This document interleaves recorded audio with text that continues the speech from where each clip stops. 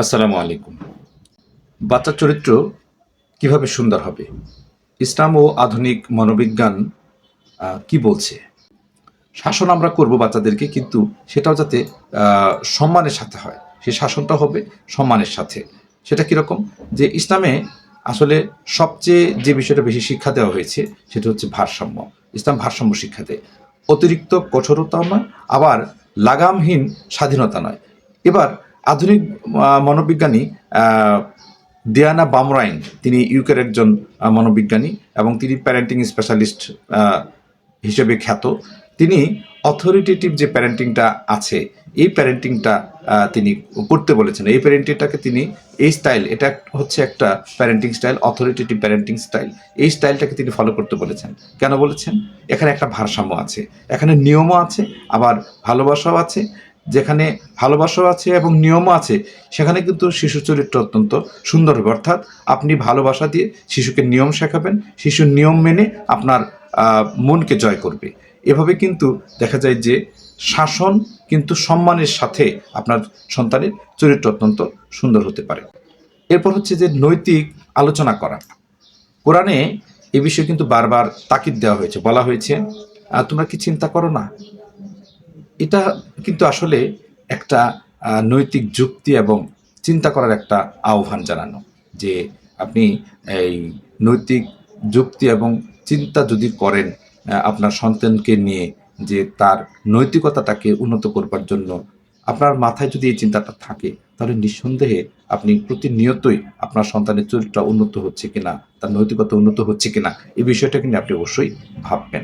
এখানে দেখেন যে আধুনিক মনোবিজ্ঞানী আহ, লরেন্স কোলবার্গ, হ্যাঁ, তিনি বলেছেন যে নৈতিক আলোচনা শিশুর যে মোরাল যে রিজনিং, সেটাকে অত্যন্ত উন্নত করে। আপনি যখন শিশুর সামনে নৈতিক কোনো আলোচনা করেন, সেটা তার ডেপথে, শিশু ডেপথে ঢুকতে চায় এবং সেখান থেকে সে একটা আউটপুট পেতে চায়।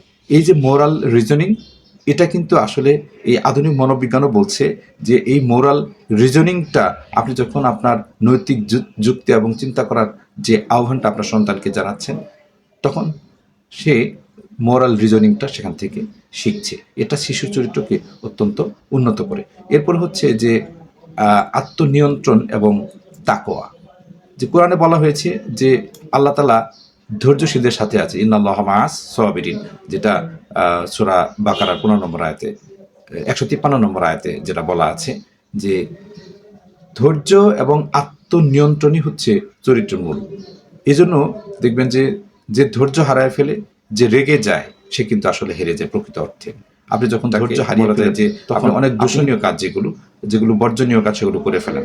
আবার যখন আত্মনিয়ন্ত্রণ হারিয়ে ফেলেন, তখন একই অবস্থা দাঁড়ায়। এই জন্য ধৈর্য এবং আত্মনিয়ন্ত্রণই হচ্ছে চরিত্রের মূল ভিত্তি। আধুনিক গবেষণা সেটাকে কি বলছে? আধুনিক মনোবিজ্ঞান সেটাকে বলছে মার্সলোর যে টেস্ট। সেখানে দেখা গেছে যে শৈশবে আত্মনিয়ন্ত্রণ ভবিষ্যতে সফলতা এবং নৈতিক আচরণের সাথে সম্পর্কিত।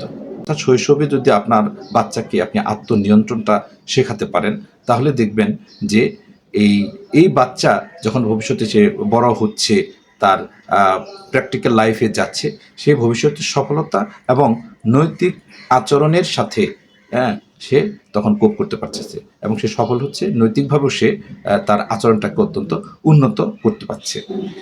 মোটা দাগে আমরা যদি বলি যে বাবা মা হবেন রোল মডেল, তারপরে ভালোবাসা এবং নিরাপত্তা থাকবে আপনাদের সম্পর্কের মাঝে, তারপরে নিয়ম থাকবে, সেখানে ভালোবাসাও থাকবে, তারপর প্রতিনিয়ত নৈতিক আলোচনা থাকবে, তারপর বাচ্চাকে আত্মনিয়ন্ত্রণ সে কীভাবে করবে সেই আলোচনাটা থাকবে, সেখান থেকে বাচ্চারা লার্নিং নেবে।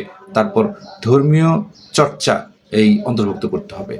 এটা যদি অন্তর্ভুক্ত করা যায়, তাহলে দেখবেন যে বাচ্চার চরিত্রটা অনেক সুন্দর হবে। সবচেয়ে বর্তমান সময়ে যে প্রবলেমটা আমরা সবচেয়ে বেশি ফেস করছি, সেটি হচ্ছে যে বাচ্চা যদি তাকওয়াবান যদি না হয়, অর্থাৎ বর্তমান তো খারাপের একটা মহা উৎসব যেখানে চলছে, অবাধে আমরা এই যে ইন্দ্রজাল ইন্টারনেটে আমরা বিচরণ করতে পারছি, আমাদের সন্তানেরা অবাধে সেখানে বিচরণ করতে পারছে। সেখান থেকে যদি বাচ্চা সেন্সরশিপ আরোপ করতে না পারে নিজের উপর, সেই সেন্সরশিপ আরোপ করতে না পারলে সে সকল বাচ্চারা কিন্তু ডিরেল হচ্ছে। এই সেন্সরশিপ আরোপ তখনই হতে পারে যখন আপনার আমার বাচ্চা আল্লাহ ভীতি তার মধ্যে থাকবে, তখনই কিন্তু সেই বাচ্চাটা আর খারাপ কাজ করতে পারবে না, সে আর কখনো ডিরেল হবে না, তার চরিত্র উন্নত হতে বাধ্য এবং দিনকে দিন তার এমন একটি চরিত্র গঠন হবে যেটা আপনি এবং আমরা প্রত্যাশা করি, যেটাকে কোরআন হাদিসের ভাষায় যেটাকে চক্ষু শীতলকারী বলা হয়েছে।